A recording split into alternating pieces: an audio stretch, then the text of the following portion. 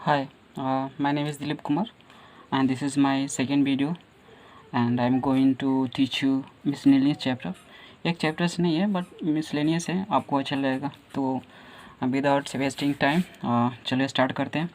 First question is एक वस्तु 15,600 रुपये में बेचकर एक आदमी 8% बटा देता है और 19.6% लाभ कमाता है। अगर बाटा 0% हो तो लाभ ज्ञात कीजिए।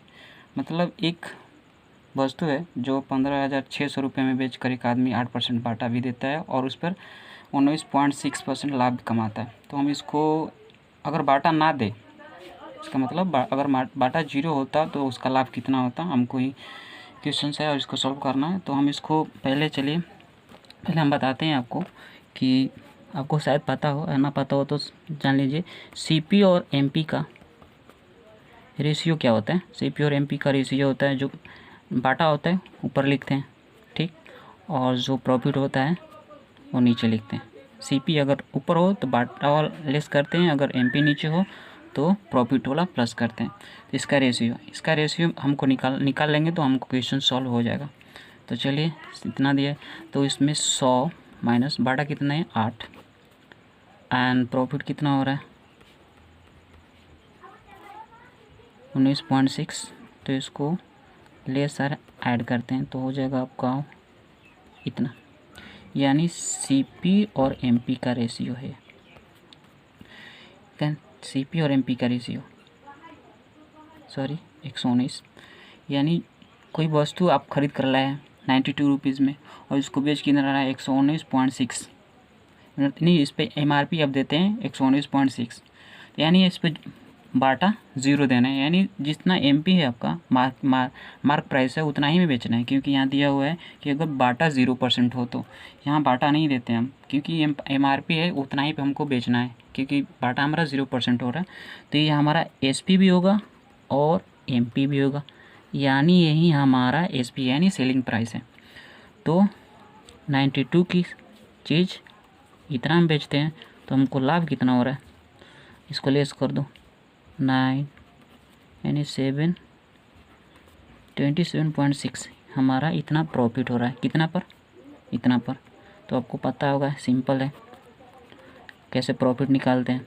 ये हमारा प्रॉफिट परसेंट आएगा यहाँ पे, तो इसको काट दो 3 बार में, यानी 0.3 बार में जाएगा। तो आप इसको इससे 100 से गुणा कीजिएगा तो अपना आ जाएगा 30, यानी 30% आपका प्रॉफिट होगा और यही आपका क्वेश्चंस का आंसर होगा। इसके बनाने के और तरीके हैं, मैं इसको बता दे रहा हूँ। एक और तरीका है जिसको हम ट्रिक भी कर सकते हैं। तो बाटा प्लस जो लाभ हो रहा है उसको लिखते हैं, फिर 100 माइनस बाटा गुणा 100। इसकी हमको कोई ज़रूरत नहीं है अभी इसमें, तो हम चलो इसको सॉल्व कर देता हूँ। तो हो गया आपका बाटा 8 प्लस 98.6 प्रॉफिट है। 100 में से बाटा घटाएंगे 92 इक्वल टू 92 इंटू 100, ये हो गया आपका 27.6। काट दो इसको तो 0.3, इसको मल्टीप्लाई कीजिएगा तो 30% आपका आंसर यही हो जाएगा। हो, आपको समझ में आ रहा होगा। चलिए नेक्स्ट क्वेश्चन इज, एक वस्तु को 1170 रुपये में बेचकर एक आदमी को 10% बाटा देता है, 10% बाटा देता है और 30% लाभ कमाता है। अगर बाटा ना दिया होता तो सेम क्वेश्चन से यहाँ बाटा ना दिया होता है, इसका मतलब 0% बाटा है। तो इसको उसी तरीके से सॉल्व करते हैं। CP by MP equal to इतना, ये D है, ये प्लस है, ठीक। तो इसको चलो 100 में से D यानी बाटा लेस करते हैं तो 90, 100 प्लस P यानी प्रॉफिट 130, 0 ख़त्म, यानी 9 आपका CP है और MP आपका इतना है मार्क प्राइस, यानी मार्क प्राइस पर कोई बाटा नहीं दिया जा रहा है, यानी यही आपका SP हो गया। खरीदा CP आपका 9 रुपया हो गया और शेयरी प्राइस आपका हो गया 13 रुपये। 9 की चीज़ 13 में बेच रहे हैं, यानी कितना का प्रॉफिट, यानी 4 रुपये का प्रॉफिट हो रहा है। 4 रुपये का प्रॉफिट हो रहा है, तो हमको प्रॉफिट निकालना है।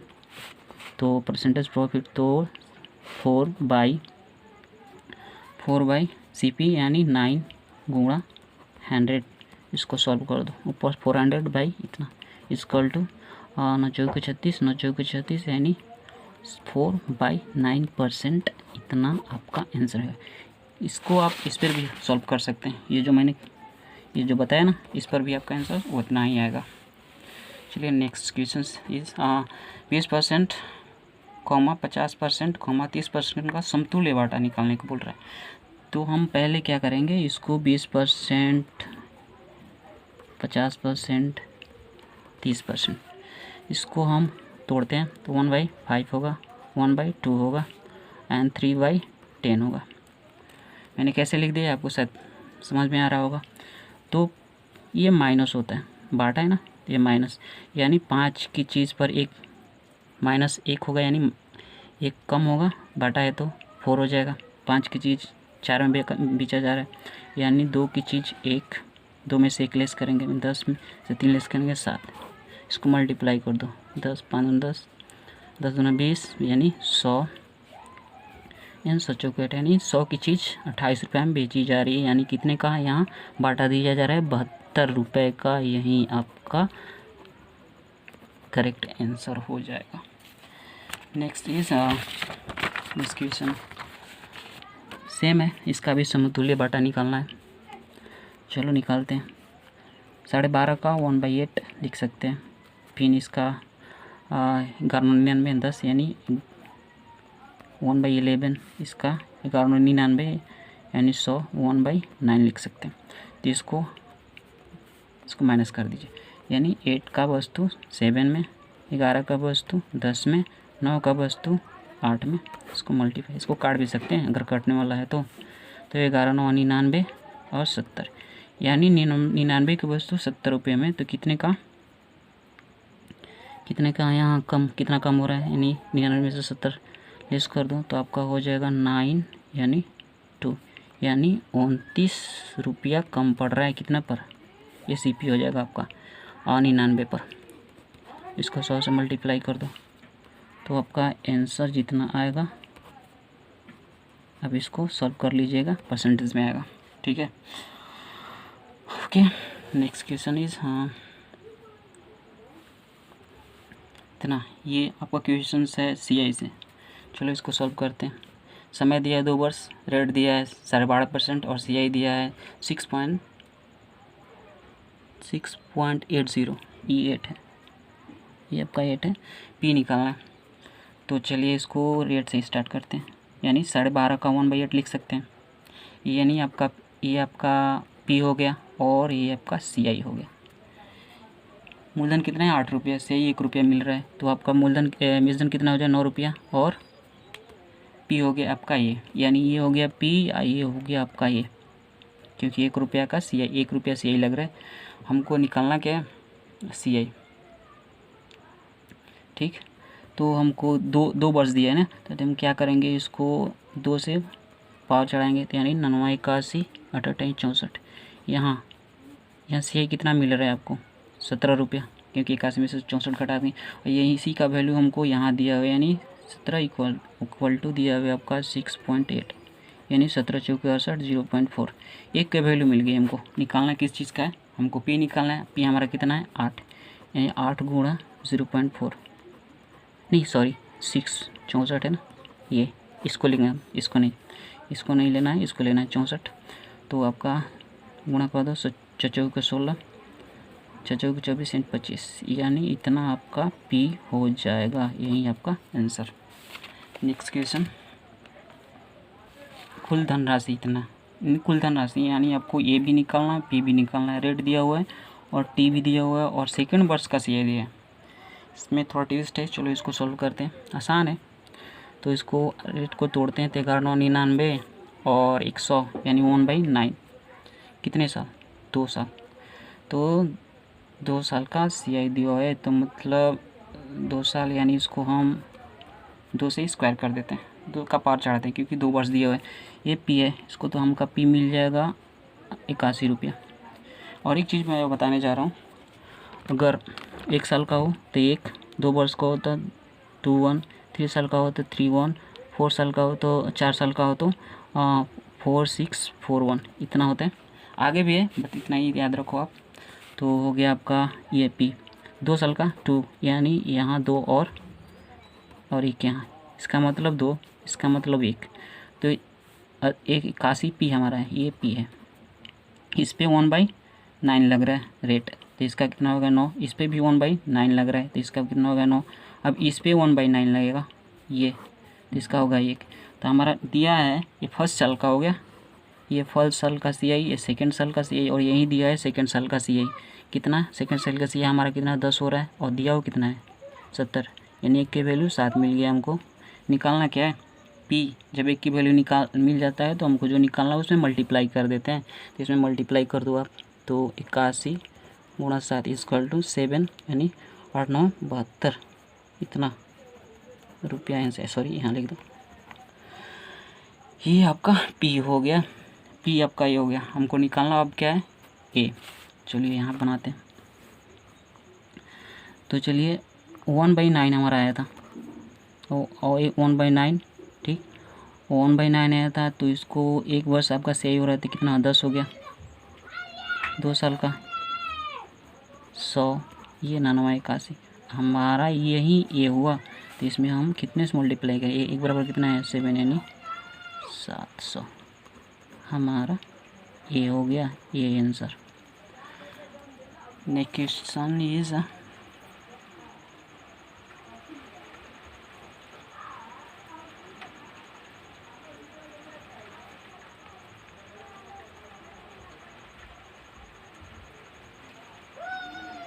सॉरी यहाँ मैंने गलती कर दी, 8 7 56 होगा, ठीक है। यहाँ 700 अपना विजदान होगा। नेक्स्ट क्या है, P निकालना है। रेट कितना दिया है 15/100, इसको 3/20 कर सकते हैं ना, तोड़ दो। तो अपना 2 साल दिया है ना, 2 साल का मैंने बोला है कि अगर 2 साल दिया तो 2 का पार चढ़ा दो नीचे वाले बेस पे, तो आपका 400 P आ गया। 2 साल कह रही है तो DI बना रहे हैं उसको, तो इसका 3/20, 400 का 3/20 कितना होगा 60, ठीक। इसको कटा दो, इसका भी 60 होगा। अब 60 का 3/20 कितना होगा, यानी 9। हमारा ये हो गया आपका CI, ठीक। और CI और SI का जो अंतर होता है ये होता है, ये आपका CI होता है और ये होता है आपका SI। हमका अंतर होता है ये SI और CI का अंतर ये होता है। तो हमें मिल गया 9 इक्वल टू दिया हुआ है कितना 2.70। इसको काट दो, 29 27 0.3 इतना। 1 की वैल्यू आ गई, हमको निकालना क्या है CI टोटल कितना हो रहा है, मूलधन निकालना है। तो इसमें हम गुणा कर देंगे, तो आपका हो जाएगा 400, यानी तो 12, यानी 120 रुपया आपका P हो जाएगा। और कुछ हाँ CI निकालने के लिए CI हमारा कितना हुआ 60 120 में 9 जोड़ दो कितना होगा 129 हो गया। इसमें हमको 0.3 से गुणा कर दो तो आपका ये CI भी मिल जाएगा। गुणा करो आप, यहाँ गुणा करता हूँ मैं, तो हो गया 3 29 27 बढ़ते हैं 36 1 38 2 38 सॉरी 29 27 2 38 पॉइंट यहाँ चढ़ा दो, तो यानी आपका हो गया इतना रुपया CI आंसर। तो आई होप आप लोगों को पसंद आया होगा। तो चलते हैं, अगर आपको पसंद आता है तो प्लीज़ लाइक और सब्सक्राइब जरूर कीजिएगा, और comment please don't forget to press bell, please support me. चलिए बाय दोस्तों।